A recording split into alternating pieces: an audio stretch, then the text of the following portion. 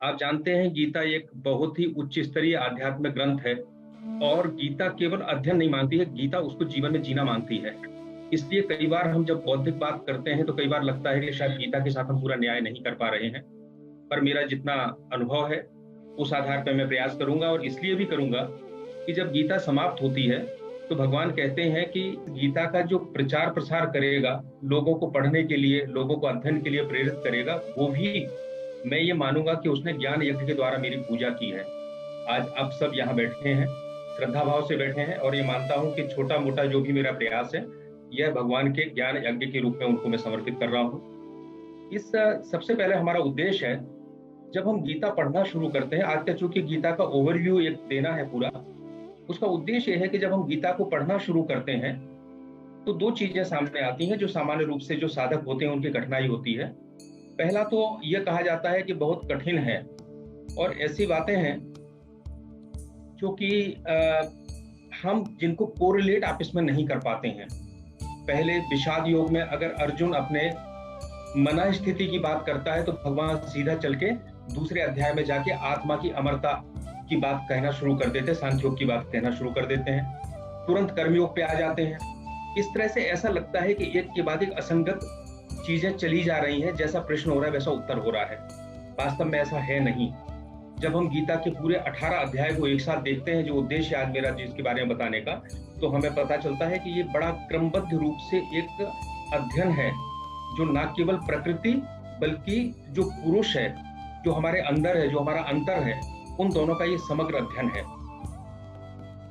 इसका दूसरी बात ये आती है कि हम जब पढ़ते हैं तो हमें लगता है कि दैनिक जीवन में इसका क्या उपयोग होगा।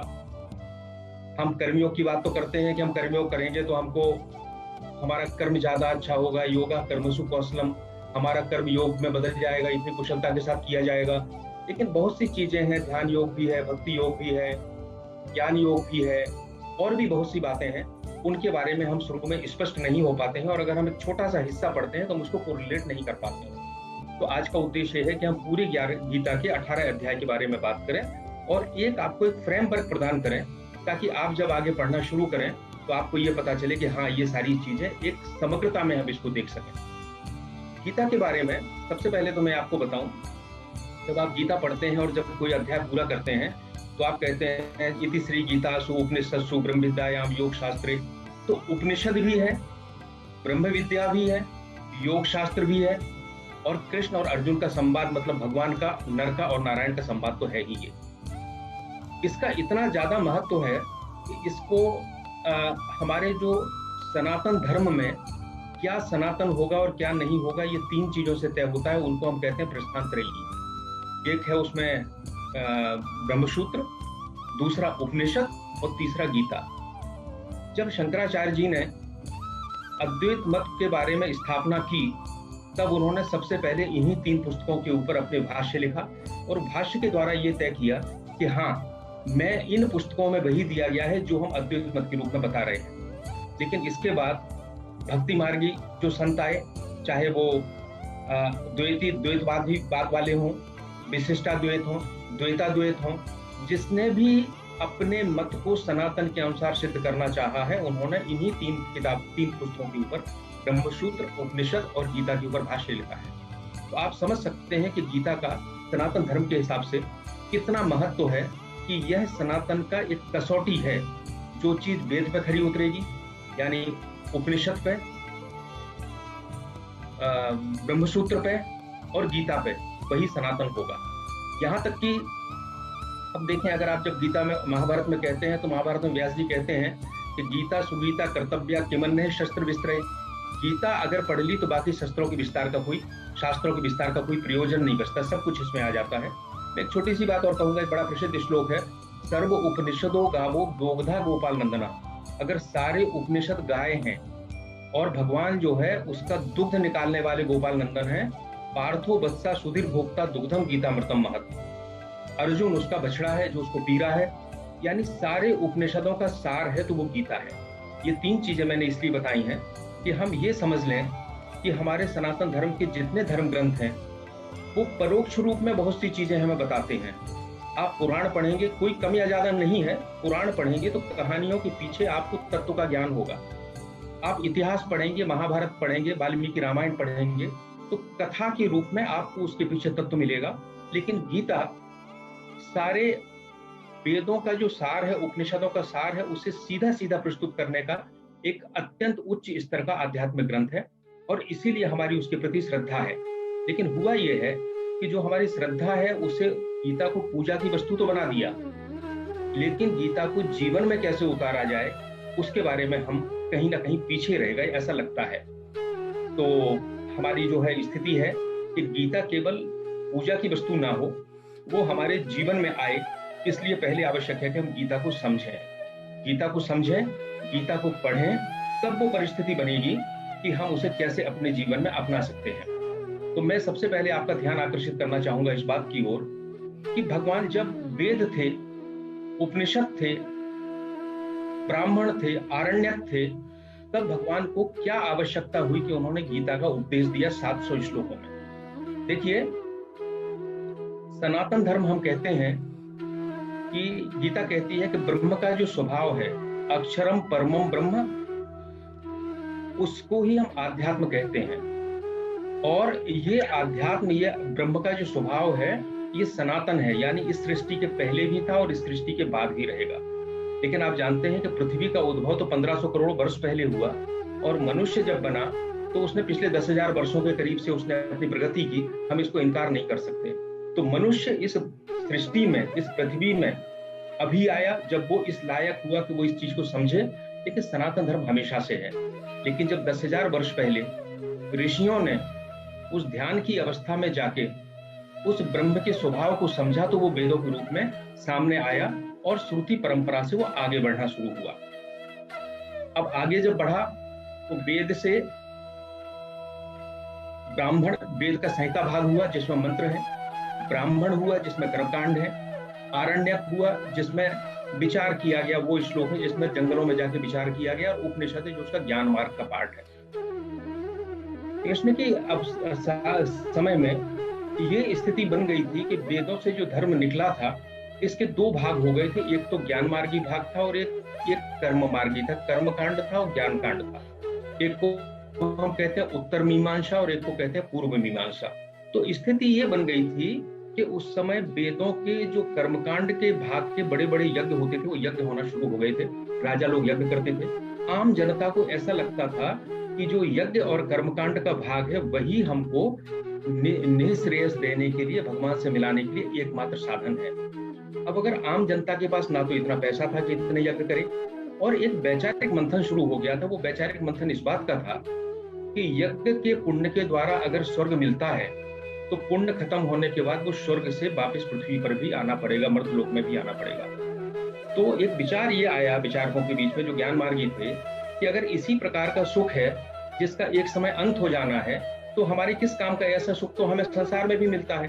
हम भोजन करते हैं, अच्छा भोजन करते हैं, हमें तत्काल सुख मिलता है, लेकिन जैसे ही हमारा पेट भर जाता है तो भोजन से हमें वितृष्णा हो जाती है, हमें लगता है अभी खाने लायक नहीं है। तो ये तो बड़ा, और 1 और 6 घंटे बाद हमें फिर भूख लगना शुरू हो जाती है। तो इस तरह का सुख अगर स्वर्ग का है तो हमारे काम का नहीं, इसलिए हमें ऐसा सुख देखना है जो कभी खत्म नहीं होता है। इस बात को जो ज्ञान मार्गी संत थे, ज्ञान मार्गी विचारक थे, जब दोनों के बीच में विवाद शुरू हुआ, वो समय था जब आम जनता में भी एक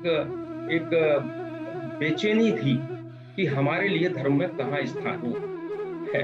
और इसका सबसे पहले अगर कहीं प्रयास किया गया, आप देखेंगे तो ईशावास्योपनिषद में सबसे पहले ज्ञान मार्ग और कर्म मार्ग का समन्वय करने का प्रयास किया गया। इसके बाद आप देखेंगे छांदोग्य उपनिषद में घोर अंगिरस और देवकी पुत्र कृष्ण का एक संवाद आता है, जो हम लोग मानते हैं कि ये गीता की पूर्व पीठिका थी।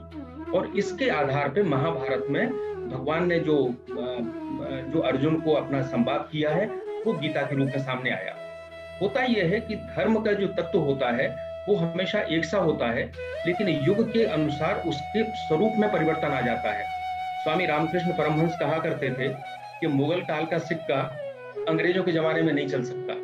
अंग्रेजों के काल में अंग्रेजों का सिक्का ही चलेगा, दोनों के अंदर सोना है, लेकिन मुगल काल का सिक्के की जो कीमत थी वो खत्म हो जाएगी।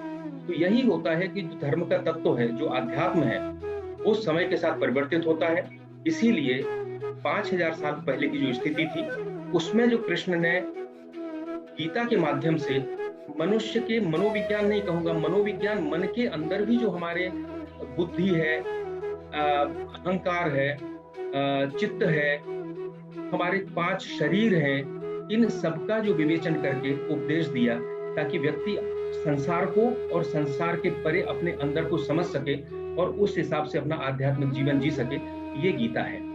गीता में कुल 700 श्लोक हैं और आप जानते हैं कि हर श्लोक का कई कई दिनों तक व्याख्यान हो सकता है, इतना है। हम जो बात करेंगे वो हर अध्याय के आधार पर छोटा छोटा बात करेंगे। तो ये वो पूर्व पीठिका है, लेकिन इसकी एक विशेषता है। आप कहेंगे 5000 वर्ष पहले की स्थिति और आज की स्थिति में अंतर आ गया। देखिए, गीता जो है केवल क्रियात्मक ग्रंथ नहीं है, गीता सैद्धांतिक भी है और क्रियात्मक भी है। दूसरा, गीता की विशेषता यह है कि इसने जब सृष्टि के उद्भव से लेके आत्मा की अमरता और हमारे अंतःकरण के बारे में जो विवेचन किया है, वो जब से मनुष्य बना है तब से यथावत है और यथावत रहेगा। वो अंतर नहीं हो सकता, चाहे अफ्रीका में पैदा व्यक्ति हो, चाहे यूरोप में हो, चाहे भारत में हो। जो आंतरिक विज्ञान है वो सबके लिए एक सा रहेगा, स्वभाव है वो एक सा रहेगा, गुण है वो एक से रहेंगे। इसलिए गीता कभी पुरानी नहीं होती है। बाकी जो ग्रंथ हैं वो एक सेक्टोरियल हैं, किसी एक सेक्टर की बात करते हैं और वो सेक्टर कभी बदल भी सकता है। या हो सकता है एक ग्रंथ भक्ति की बात करे, लेकिन मेरा जो अंतःकरण है वो भक्ति की तुलना में ज्ञान के लिए ज्यादा पिपासु है। मेरा जो गुण है वो हो सकता है सत्य की तुलना में रज ज्यादा हो। ऐसी स्थिति में आवश्यक नहीं कि हमें हर ग्रंथ हमारे लिए सूट करे, लेकिन गीता एक ऐसा है जो मानव मात्र के लिए कहा गया है। और आप आगे चल के अभी देखेंगे कि इसमें हर तरह के गुण वाले, हर तरह के स्वरूप वाले, हर तरह के स्वभाव वाले व्यक्ति के लिए अपनी अपनी एक प्रक्रिया दी गई है। इसीलिए गीता का महत्व है। इसीलिए आपने अक्सर सुना होगा कि गीता किसी भी धर्म का व्यक्ति हो, विदेशों के जो विद्वान उन्होंने बड़ी प्रशंसा की है, हालांकि हो सकता है वो किसी दूसरे धर्म को मानने वाले हो, क्योंकि जब वो गीता को देखते हैं तो उन्हें पता चलता है कि ये समग्र विश्व है, ये सबके लिए एक सा है, इसमें कोई भेद नहीं है। अगर सूरज प्रकाश दे रहा है तो हर जगह सबको एक सा दे रहा है, उसका कोई भेदभाव नहीं है। हवा सबके लिए एक सी है, पृथ्वी सबके लिए एक सी है। और इन्हीं के जो मूल प्रश्न हैं और उनके जो मूल उत्तर हैं वो गीता में है। इसलिए वो प्राणी मात्र के लिए, मनुष्य मात्र के लिए सब जगह एक से है। अब हम आगे प्रश्न करते हैं कि इसकी जरूरत क्यों पड़ी। देखिए, ऐसा है कि हम कहते हैं कि आहार निद्रा भय मैथुनम च सामान्यम एतद् पशुभिर नराणाम। निद्रा, आहार, भय और मैथुन ये तो पशुओं में भी होते हैं और मनुष्यों में भी होते हैं, लेकिन धर्मो ही तेसाम अधिको विशेषा धर्मेण हीना पशु समाना। वो कहते हैं धर्म ही ऐसी चीज है जो मनुष्य को पशुओं से अलग करती है। अब धर्म की बहुत व्याख्या है, यहाँ मैं आपको संक्षेप में ये कहूंगा, अपने अंदर जो बुद्धि और विवेक है वो ही हमें पशुओं से अलग कर रहा है। हमें हमेशा अच्छा खाना मिले, अच्छा परिवार मिले, अच्छा हमें कोई परेशानी ना हो, लेकिन मन में शांति फिर भी नहीं होती। फिर भी हमें लगता है कहीं कोई प्रश्न बाकी है, मैं कौन हूँ, कहाँ से आया हूँ, क्यों हूँ, मेरा जीवन का उद्देश्य क्या है। और अगर ये प्रश्न किसी के मन में जग जाते हैं तो ये भगवान की बड़ी कृपा है। और अगर ये प्रश्न आपके मन में नहीं जगते हैं तो आप समझिए कि आपको अपना स्तर भी उठाने की आवश्यकता है, भी भगवान की इतनी कृपा नहीं हुई है। अगर ये प्रश्न नहीं जगते हैं तो फिर तो हमारा जीवन और पशु के जीवन में कोई अंतर नहीं है। अंतर इतना है कि पशु जो मिलता है खा लेते हैं और हम अपने बुद्धि और विवेक से अपने लिए अच्छा भोजन और अच्छी आवास की व्यवस्था कर लेते हैं। तो जीवन के जो प्रश्न हैं, जैसे ही व्यक्ति का पेट भरता है और उसका थोड़ा सा स्तर ऊपर उठता है, वो इन प्रश्नों की ओर जाता है और वो कहता है कि ये क्या है। इन जीवन के प्रश्नों का मैं बताऊं, जो आदमी जो 60 साल से ज्यादा का हो गया, इसको लगता है कि शायद हमारा जीवन अब बहुत बड़ा हिस्सा बीत चुका है, उसके जीवन में प्रश्न उठना शुरू हो जाते हैं। और ये प्रश्न उठते हैं तो बड़ी बेचैनी होती है। गीता इन्हीं प्रश्नों का उत्तर देने का प्रयास करती है। प्रयास क्या करती है? सफल प्रयास करती है, उत्तर देती है। तो जीवन की जो जटिलताएं हैं उनका अर्जुन के माध्यम से प्रश्न किए गए और कृष्ण ने उनके उत्तर दिए हैं। और पूरी गीता में जीवन कोई सेक्टोरियल किसी सेक्टर में बांट नहीं देखा गया, समग्रता में देखा गया। सिद्धांत दिए हैं, प्रक्रिया दिया है, आध्यात्मिक जीवन जीने का उपाय दिया है। और सबसे बड़ी बात यह है कि गीता में निःश्रेयस और अभ्युदय दोनों की बात की गई है। निःश्रेयस होता है मेरा आत्मिक कल्याण और अभ्युदय होता है मेरा सांसारिक भौतिक प्रगति। हमारा जो धर्म की परिभाषा है कणाद ने जो दी है, यत अभ्युदय निःश्रेयस सधर्मः, जिसमें सांसारिक प्रगति भी और आत्मिक भी हो, वही धर्म है। ऐसा नहीं हो सकता है कि हम सांसारिक प्रगति ना करें, हमारे पास खाने के लिए नहीं है, आवास नहीं है, लेकिन हम दिन रात भजन करते रहें और समाज के लिए भी कुछ ना करें, तो वो धर्म एकांगी होगा। तो गीता में दोनों चीजों को, दोनों पक्षों को लेके आगे चला गया है। अब गीता कहती है कि सबके लिए से एक नहीं हो सकता, मनुष्य के स्वभाव के आधार पर कोई कर्म को पसंद करेगा, कोई ज्ञान को पसंद करेगा, कोई भक्ति को पसंद करेगा। इसी तरह से एक और है, प्रकृति के 3 गुण हैं, सत, रज और तम, जो समय समय पे हमारी प्रकृति को बदलते हैं। इसको भी बड़ी वैज्ञानिक तरीके से गीता में बताया गया है। और एक और बात है, गीता ये कहती है, गीता कोई विभेद नहीं करती। हमारे जो मतों के विभेद हैं वो इसलिए हैं क्योंकि हम अलग अलग स्तर पर रह के संसार को और भगवान को देखने का प्रयास करते हैं। मैं एक छोटा सा उदाहरण आपको बताऊं। 3 उपनिषद के वाक्य कहूंगा। एक वाक्य तत्वम अशी, तत्व तुम अशी, गुरु अपने शिष्य से कहता है तुम वही हो, मतलब तुम ईश्वर का ही रूप हो। एक दूसरा है जिसमें अहम ब्रह्मास्मि, यहाँ गुरु खत्म हो गया, वो खुद कहता है कि मैं ही ब्रह्म हूं, या ब्रह्म और मैं दोनों एक हैं। और तीसरा आता है एको हम द्वितीयो नास्ति, जब उसको लगता है नहीं मैं भी नहीं हूं, ब्रह्म भी अलग अलग नहीं है, हम दोनों एक हैं। अब तीनों के बीच में कोई विभेद नहीं है, तीनों जो है एक साधक की अवस्थाएं हैं। तो गीता ने इस चीज को समझा है कि कोई कर्म योग करेगा तो वो शरीर का उपयोग करेगा, ज्ञान योग करेगा तो भक्ति का उपयोग, अपने बुद्धि का उपयोग करेगा, और भक्ति योग करेगा तो हृदय का उपयोग करेगा। तो इसमें कोई विभेद नहीं हो सकते। तो जो ये तरह तरह के जो झगड़े के बिंदु थे कि नहीं मैं तो भगवान को देखता हूँ और कहता था नहीं मैं और भगवान दोनों एक हैं, ये सारे झगड़े इस समन्वय के आधार पर गीता ने खत्म कर दिए और लोगों को बता दिया कि वास्तविकता क्या है। आपके शरीर की प्रकृति है, आपके गुण हैं, उस आधार पे आप संसार को देखते हो, उसी आधार पे आप अपने साधन को अपनाते हो। मैं जब भी कभी उद्बोधन देता हूँ, कभी बात करता हूँ, तो एक चीज लोग मेरे से अक्सर कहते हैं कि गीता को सरल करके बताइए। हम आगे बढ़ने के पहले इसके बारे में थोड़ा सा आपको बताएंगे। आप KG 1 में पढ़ते हैं या पहली क्लास में पढ़ते हैं और आप PhD करना चाहते हैं, तो दोनों में तो अंतर होगा। अगर आप PhD करना चाहोगे तो आपको पहले 15-16 साल पढ़ना पड़ेगा और फिर भी आपको रात दिन मेहनत करना पड़ेगी। पहली कक्षा में तो ऐसा नहीं है। गीता आध्यात्म की एक हाईली स्पिरिचुअल टेक्स्ट है। आप इसके अपने शब्द हैं, इसका अपना वर्णन है। आप जैसी PhD में जाते हैं तो आपके कुछ विशेष शब्द आ जाते हैं। आप गीता में जाओगे तो आपको धैर्य है, धृति है, अव्यभिचारिणी भक्ति है, कर्म है, विकर्म है। इन शब्दों का कुछ भी सरलीकरण नहीं हो सकता, क्योंकि सरलीकरण का मतलब है हम कुछ देना नहीं चाहते और पाना चाहते हैं। ऐसा संसार में नहीं होता। गीता में आपको पढ़ना पड़ेगा और अपना जीवन देना पड़ेगा, तब आपको गीता के इन शब्दों में, अनुभव में गीता आएगी। आप अन्यथा बोलने के लिए, लिखने के लिए तो बड़ा आसान है, लेकिन अनुभव में लाने के लिए आपको समय देना पड़ेगा। गीता सरल नहीं हो सकती, हमें अपने आप को गीता के हिसाब से बनाना पड़ेगा, उस लेवल पे जाना पड़ेगा। मैं एक और उदाहरण देता हूँ। एक साइकिल सीखना चाहते हो आप सुधारना, तो 3 दिन में सीख लोगे, पर आप स्पेस शटल, अंतरिक्ष यान बनाना चाहते हो तो आपको 20 साल 25 साल पढ़ना पड़ेगा, वैज्ञानिक बनना पड़ेगा, तब आप उसमें हाथ लगा पाओगे। तो अगर हमारी वो योग्यता नहीं है तो बहुत विधियां हैं। मूर्ति पूजा है जो नीचे से शुरू होती है और यह ध्यान तक और समाधि तक जाती है। गीता इन सबका समायोजन करती है। हम गीता पे आते हैं। पहला अध्याय हमारा विषाद योग है। विषाद योग, जैसा आप जानते हैं कि अर्जुन ने जब देखा कि हमारे सामने लड़ने के लिए हमारे परिवार के लोग, हमारे चाचा, मामा, ताऊ और ये सब लोग खड़े हैं और इनके साथ हमें लड़ना है, तो वो उसके एक किंग कर्तव्य विमूढ़ हो गया, मोह में आ गया कि हम करें क्या। ये मोह क्या है? वैसा है जैसे मैं कहीं जाऊं, अनजान रास्ता हो और मेरी समझ में ना आए मैं किस तरह मुड़ूं और चौराहे पे खड़ा हो जाऊं, तो मुझे नहीं पता मुझे कहाँ जाना है। ऐसी स्थिति अर्जुन की थी। अब वो क्या करे? क्या कर्म ही छोड़ दे? अब वैसे बड़े उसने जितने तर्क दिए अर्जुन ने, बहुत अच्छे तर्क लगते हैं सामान्य रूप से। वो कहता है मैं अपने गुरुजनों को कैसे मारूं, इन्हीं के लिए तो मैं पूरा युद्ध लड़ रहा था। अरे भाई, इन्हीं के लिए तो अगर ये नहीं होंगे तो मैं ये सारा सुख संपदा और सारा राज्य लेके करूंगा क्या। फिर वो कहता है कि ये युद्ध होगा, पुरुष मर जाएंगे, स्त्रियां दूसरों से शादियां करेंगी, और जो वर्ण संकर संतान होगी वो पितरों को पानी नहीं देगी तो वो पितर लोक से नीचे गिर जाएंगे। फिर वो कहता है भाई हम तो भीख मांग लेंगे, लेकिन ये सब नहीं करेंगे। ऐसा लगता है कि सामान्य रूप से सोचें, वो तो बड़ी अच्छी बात कह रहा है, क्या बुरा कह रहा है। कई लोग कहते हैं वो तो बहुत अच्छा कह रहा है, अहिंसा की बात कर रहा था। लेकिन आप देखेंगे जो व्यक्ति एक क्षण पहले तक लड़ने के लिए तैयार था, वो इसलिए लड़ने से पीछे हट रहा है क्योंकि अब उसके अपने लोग सामने खड़े हैं। कर्तव्य एक जगह है और जो सामने खड़े लोग हैं वो दूसरी जगह हैं। अब आप सोचिए कि अगर संसार में इसी तरह से चलने लगे तो क्या संसार चल पाएगा? बिल्कुल नहीं चल पाएगा।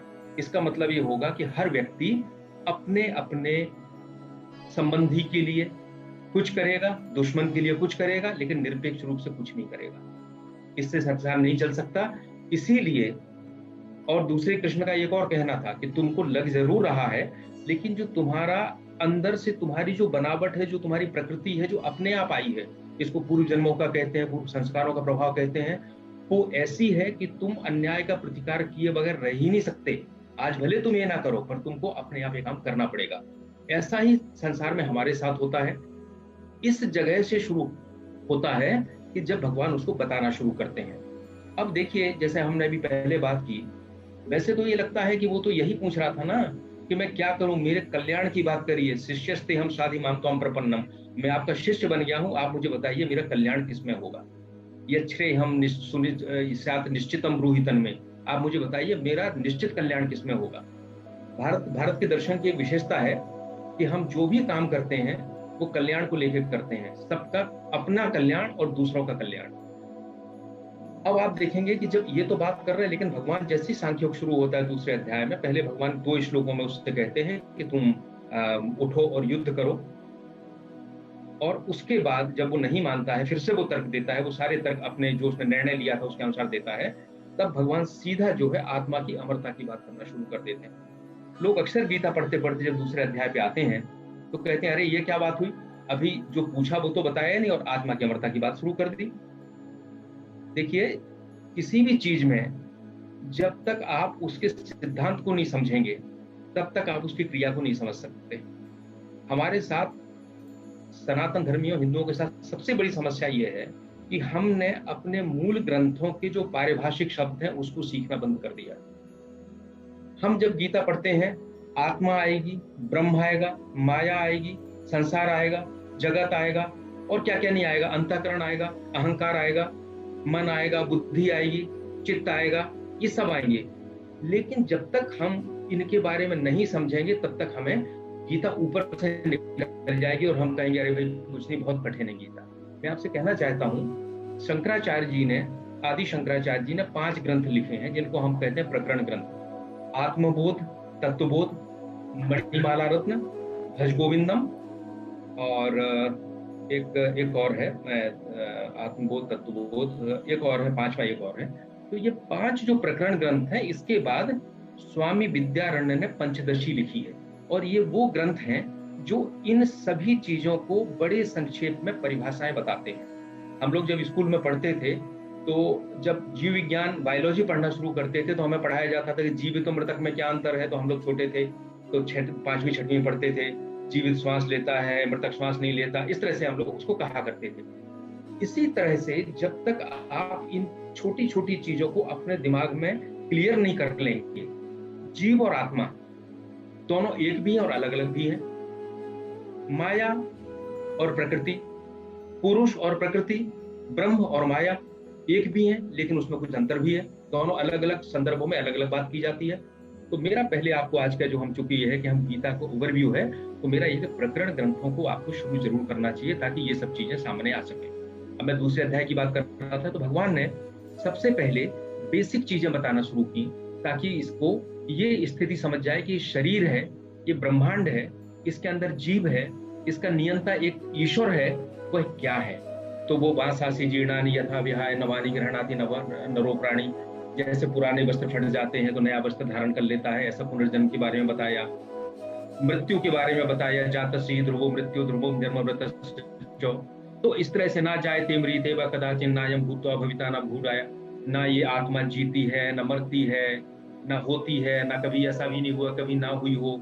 ये सारी चीजें बताते बताते आपको मैं एक श्लोक पे, चूंकि मैं हर अध्याय में 1 या 2 श्लोक की ही बात करूंगा, ज्यादा तो नहीं हो पाएगा, हम बताना चाहते हैं कि इसमें सब बताते हुए कि आत्मा, शरीर, ब्रह्म, माया, ये सब बताते बताते भगवान ने एक बड़ा अच्छा मनोवैज्ञानिक बात कही है कि आप संसार में रहते हैं तो आपके पास आपका मन बुद्धि और काम और क्रोध कैसे काम करते हैं।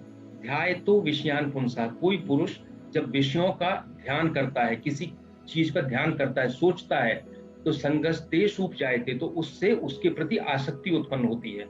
मुझे कोई अच्छी चीज लगी और मैं रोज रोज उसके बारे में सोचूंगा तो मुझे उसके प्रति एक प्रेम उत्पन्न होगा।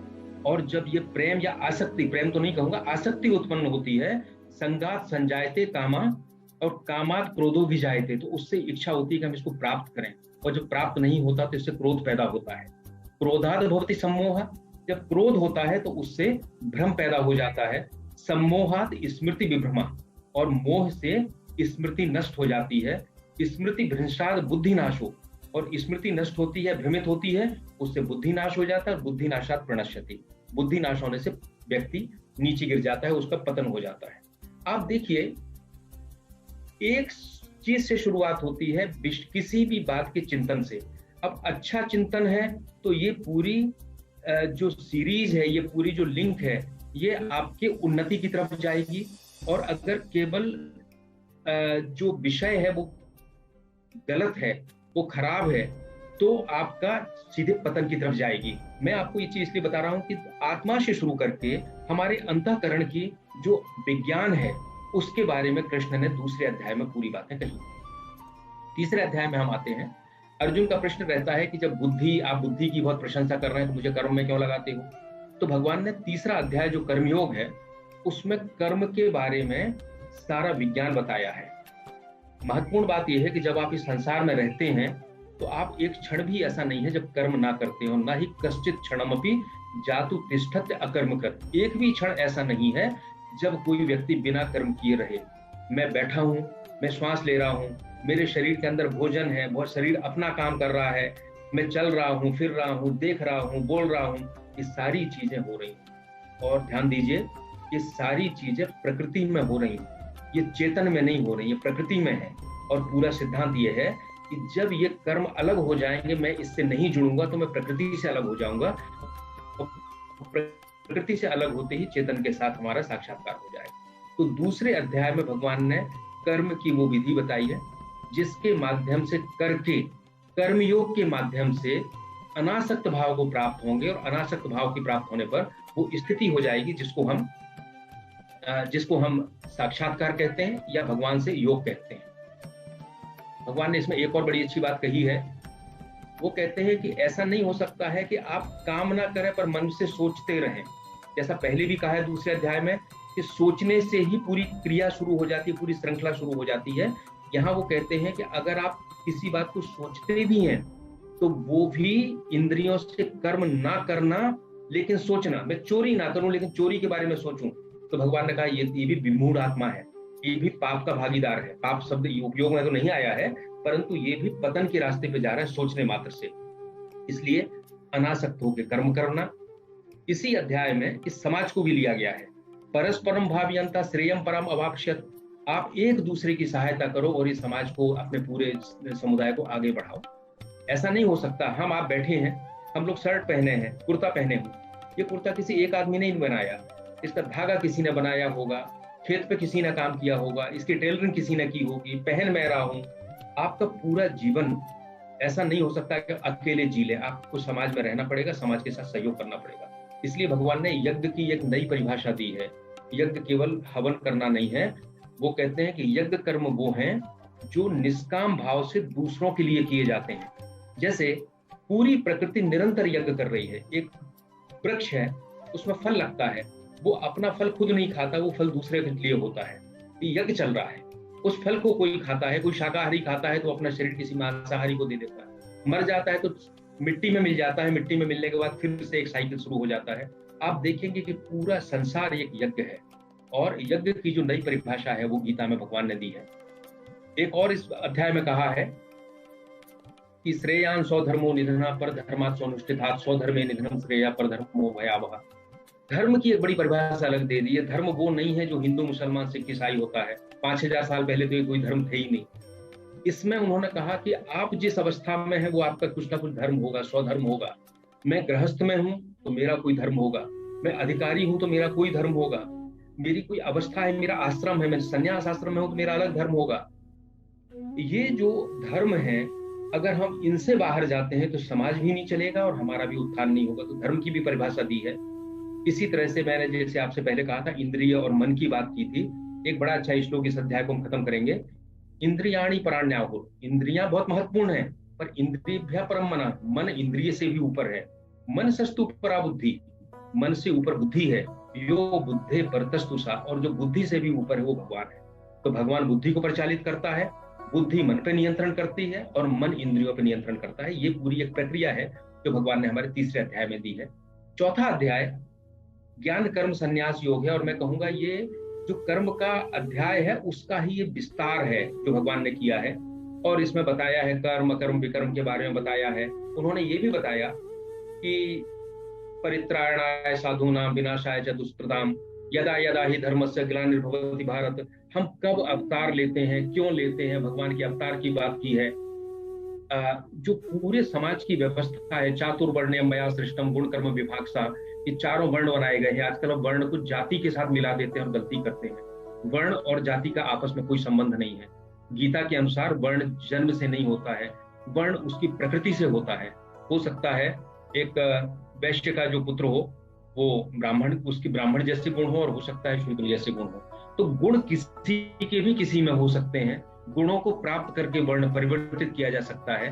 तो ये देखिए कितनी प्रगतिशील सोच है जो गीता में दी गई है। और दूसरा यहाँ से एक चीज और शुरू होती है।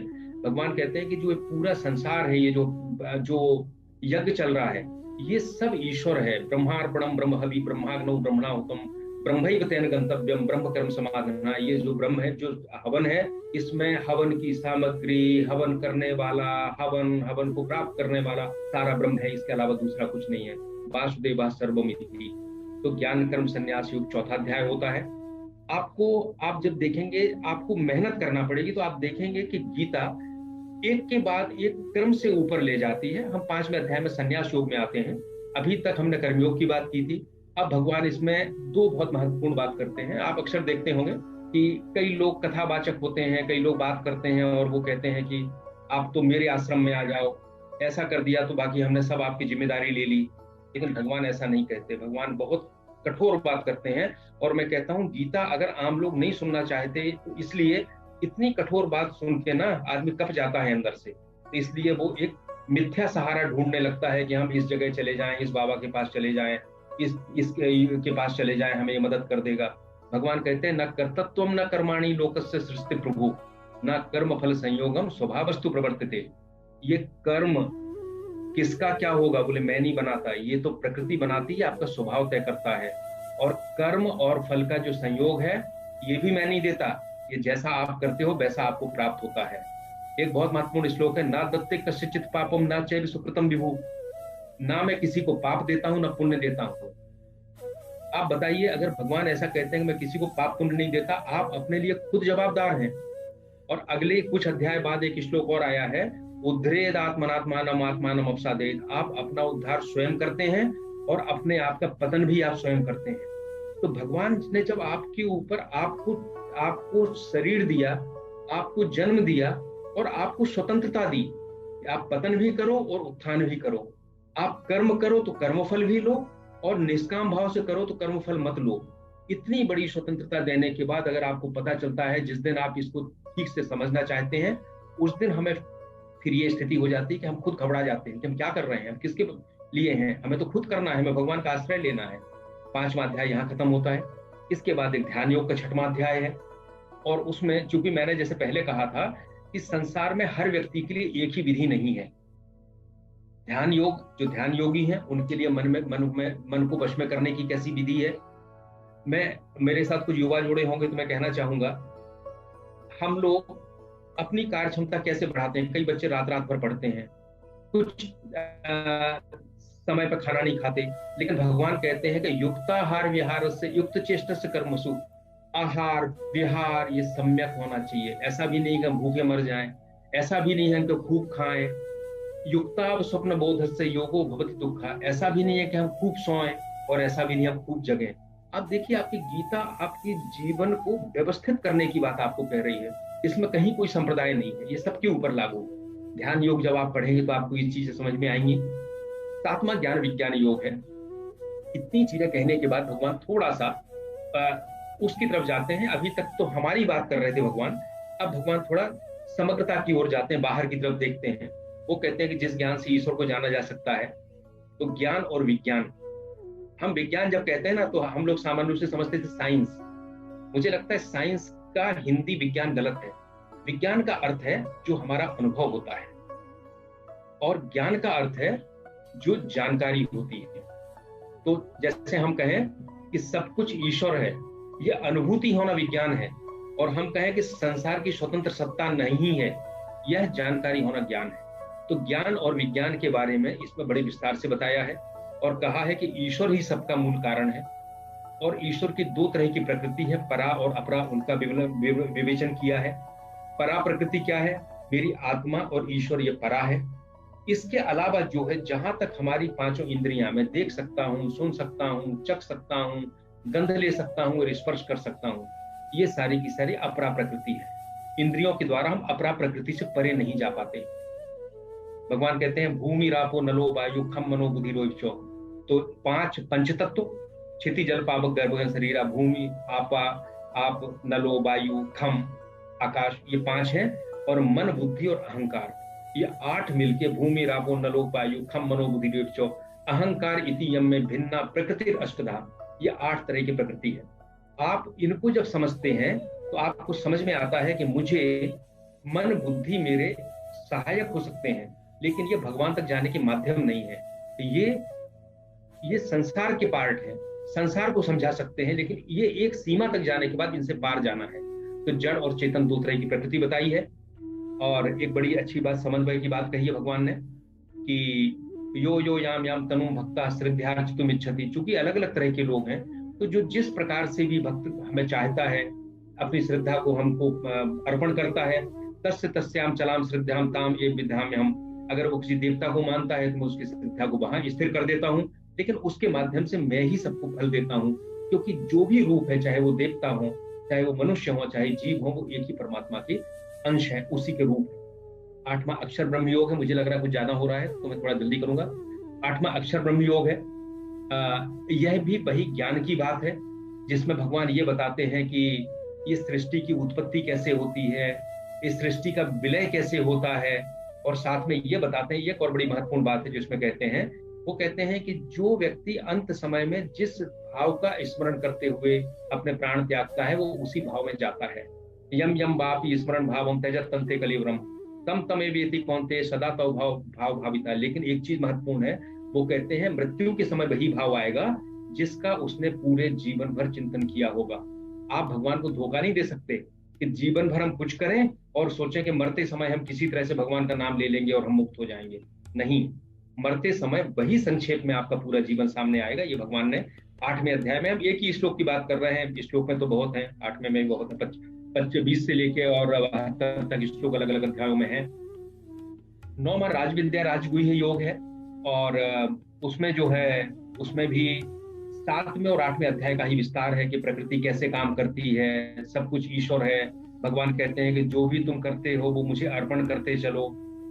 अब लेकिन 10वें अध्याय में क्रम टूट जाता है। यहाँ तक भगवान ज्ञान विज्ञान की बात करते हैं, लेकिन 10वां अध्याय जैसे ही आता है तो अर्जुन पूछता है कि ठीक है, आप कहते हो आप सारे संसार को व्याप्त किए हो, आप कण कण में निवास करते हो, लेकिन हम आपको जाने कैसे, हम कैसे मानते हैं, कैसे आपके दर्शन करें?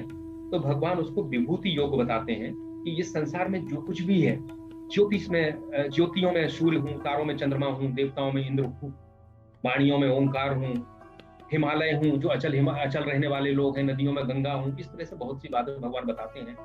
जो भी शक्तिशाली और वैभवमय है वही मैं हूँ। एक विशेषता की तरफ मैं आपका ध्यान आकर्षित करना चाहता हूँ।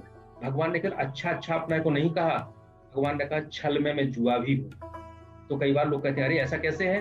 देखिए, गीता ये कहती है कि भगवान केवल सत नहीं है, सत असत चाहम अर्जुन, मैं अर्जुन सत भी हूँ और असत भी हूँ। जो निरंतर है, आदि अनादि है, वह भी मैं हूँ, और जो संसार निरंतर नष्ट होने वाला दिख रहा है, परिवर्तित होने वाला दिख रहा है, वह भी मैं हूँ। तो छल भी ईश्वर है, विष भी ईश्वर है और अमृत भी ईश्वर है। लेकिन हम ये नहीं कह सकते कि हम विष पी जाएंगे क्योंकि वो अमृत, क्योंकि ईश्वर का रूप है। संसार में रहोगे तो संसार के हिसाब से आपको काम करना होगा। जब भगवान कहते हैं कि मैं गाय में भी हूँ, मैं चांडाल में भी हूँ, मैं कुत्ते में भी हूँ, तो ऐसा नहीं हो सकता कि गाय जो घास खा रही वो हम भी खाना शुरू कर दें। नहीं, संसार में हमें जो बर्ताव है वो अलग अलग करना होगा, लेकिन जब हम इनके अंदर जाके देखेंगे समदर्शनः, इन सब में समदर्शन करना, सब में एक ईश्वर को देखना, तो एक ईश्वर को देखना एक बात है, बर्ताव करना अलग अलग है। तो भगवान ने कहा कि अच्छा भी मेरा रूप है। अब जब यहाँ तक आ गए तो फिर अर्जुन कहता है कि मैं तो देखना भी चाहता हूँ। तो फिर विश्व दर्शन योग आ गया। अब आप देखिए 7वें 8वें में जो चल रहा था उसका प्रैक्टिकल एप्लीकेशन यहाँ आना शुरू हो गया। और विश्व दर्शन योग आप पढ़ेंगे, मैं आप लोगों से 2 चीजें कहूंगा। विश्व दर्शन योग के जो श्लोक हैं उन श्लोकों को बड़े गीत के साथ उसको पढ़िए, और इसमें जो भगवान की प्रार्थना की है अर्जुन ने वो अद्भुत है। उस प्रार्थना को आप प्रतिदिन के अपने पूजा के पाठ में शामिल कर सकते हैं। विश्व दर्शन योग पे ज्यादा नहीं कहूंगा मैं, सब लोग बहुत काफी कुछ इसके बारे में जानते हैं, लेकिन भगवान ने सबसे बाद में ये कहा कि इस विश्व दर्शन को केवल भक्ति के द्वारा देखना संभव है। ये तप के द्वारा, ज्ञान के द्वारा, प्रयास के द्वारा इसको नहीं देखा जा सकता है। तो 12वां अध्याय इसलिए भक्ति योग का आ गया। आप जानते हैं कि ईश्वर निराकार और साकार 2 रूपों में उपासना होती है। तो 12वां अध्याय जो है वो साकार उपासना के बारे में है, जिसमें भगवान उनको कहते हैं मुझ में बुद्धि लगा, मेरे लिए कर्म कर, मेरे लिए फल का त्याग कर दे, भक्त के लक्षण बताते हैं। बहुत छोटा सा अध्याय, 20 श्लोक इस अध्याय में है। 13वां अध्याय जो आता है इसमें जो 7, 8, 9 में जो क्रम चल रहा था भगवान का, जिसमें वो अपना ज्ञान विज्ञान बता रहे थे, वो फिर से शुरू हो जाता है। और इसमें भगवान क्षेत्र और क्षेत्र कहना चाहिए कि वो ये कहते हैं कि तूने अभी जो विश्व दर्शन योग देखा वो बाहर है, लेकिन तेरे शरीर वही क्षेत्र और क्षेत्रज्ञ है। और तुम 14वां अध्याय बहुत महत्वपूर्ण है। आपको मैं बताऊं कि जो पश्चिमी धर्म है, जो बाहर जन्मे हैं, उन्होंने ये कहा कि ये सारी सृष्टि कण से शुरू हुई है।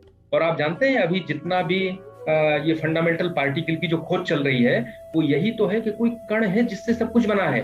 लेकिन अगर ताओ ऑफ फिजिक्स पढ़ी हो, जो बड़ी अच्छी पुस्तक है, जो फिजिक्स के जो नवीनतम जो खोजें हुई हैं उनको पाश्चात्य पूर्वात्य दर्शन के साथ उन्होंने जोड़ा है, तो वो कहती है कि जब वैज्ञानिक उस फंडामेंटल कण की खोज में जाते हैं तो नीचे जाके उनको पता चलता है कि वो पार्टिकल भी है और वो वेव भी है।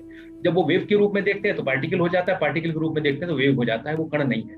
आप देखिए हमारे शास्त्रों में जो सृष्टि की उत्पन्न है वो 3 गुणों के द्वारा की गई है, वो कण के द्वारा नहीं की गई। आप कभी ऋग्वेद का नास्तीय सूक्त पढ़िए तो आपको इसमें पता चलेगा। इसमें बहुत ज्यादा नहीं कहूंगा, पर मेरा ये कहना है कि 14वां अध्याय ये जो 3 गुण हैं सत, रज और तम, ये किस प्रकार हमको बांधते हैं, कैसे हम इनसे पार जाएं, इसके बारे में बताया है। 15वां अध्याय जो 13वें और 14वें में जो गुण बताए हैं उनकी व्याख्या पुनः की है भगवान ने, और कहा है कि ममे वांशो जीव लोके जीव भूता सनातना, मेरा ही अंश जीव है। कुछ विभूतियां बताई हैं अपनी। 16वें अध्याय में देवासुर संपद विभाग योग, इसमें वो कहते हैं कि जो भी व्यक्ति जन्म लेता है उसके स्वभाव होता है या तो देवी होता है या आसुरी होता है या दोनों का मिश्रण होता है, और वो इनके लक्षण बताते हैं। अर्जुन से कहते हैं तुम देवी लक्षण लेके पैदा हुए हो। और इसमें एक श्लोक में बताऊंगा, तस्मात् शास्त्रम प्रमाणम ते कार्य व्यवस्थित हो। वो कहते हैं जब तुम्हें कभी ये हो कि हमें क्या कार्य करना है क्या नहीं करना है, तो शास्त्र जो इसके प्रमाण है। और हम आपसे ये कहना चाहेंगे कि शास्त्र का मतलब प्रमाणिक शास्त्र हैं हमारे पास। वेद से लेके और रामचरितमानस तक बहुत प्रमाणिक शास्त्र हैं।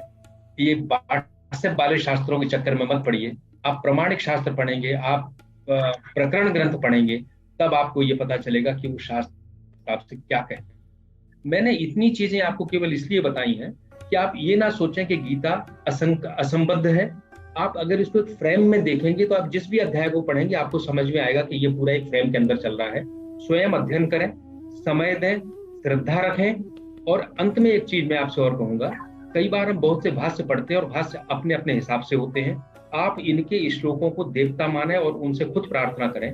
जब करेंगे तो आपको अपना अर्थ गीता स्वयं देगी। गीता और रामचरितमानस दोनों बड़े रहस्यमय ग्रंथ हैं, और जो अनुभवी व्यक्ति हैं वो कहते हैं कि ये स्वयं आपसे बात करना प्रारंभ कर देते हैं। हमें उस स्तर तक जाके अपना समय देना है, अध्ययन करना है, श्रद्धा रखना है और इनसे प्रार्थना। धन्यवाद।